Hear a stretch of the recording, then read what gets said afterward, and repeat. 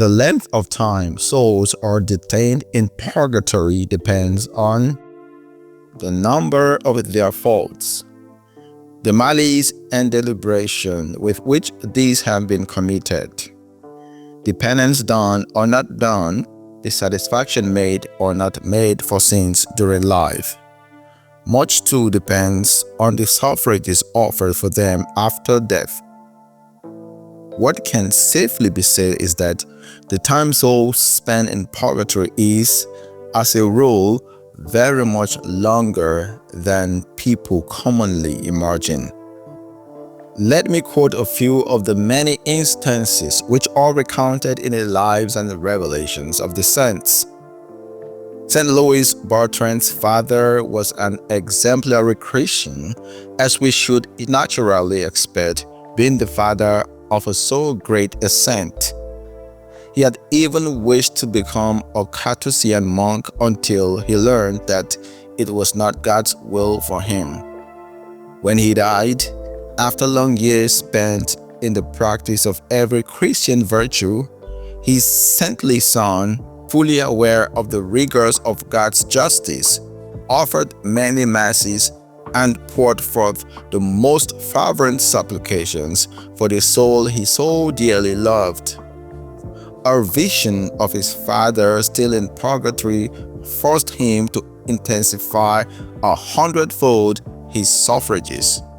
He added most severe penances and long fast to his masses and prayers.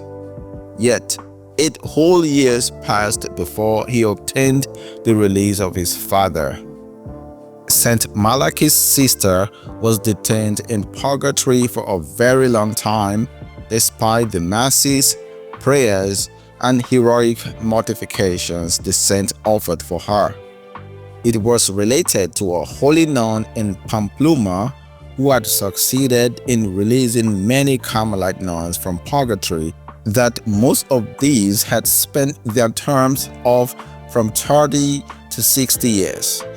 Carmelite nuns in purgatory for 40, 50, and 60 years? What will it be for those living amid the temptations of the world and with all their hundreds of weaknesses?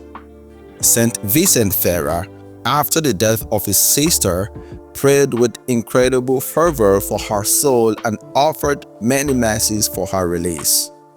She appeared to him at length and told him that, had it not been for his powerful intercession with God, she should have remained an interminable time in purgatory.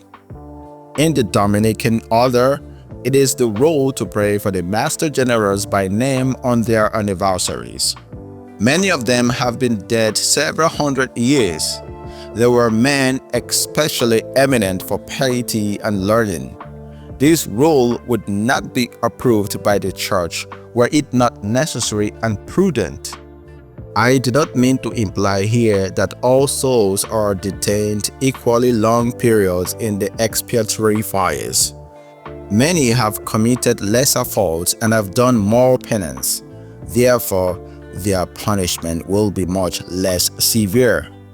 Still, the instances quoted here are very much to the point.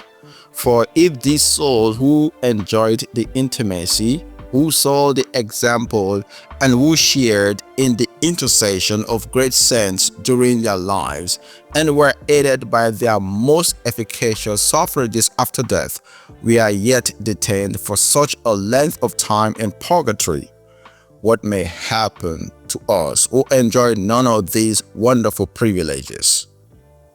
Think about this for a moment. God bless you.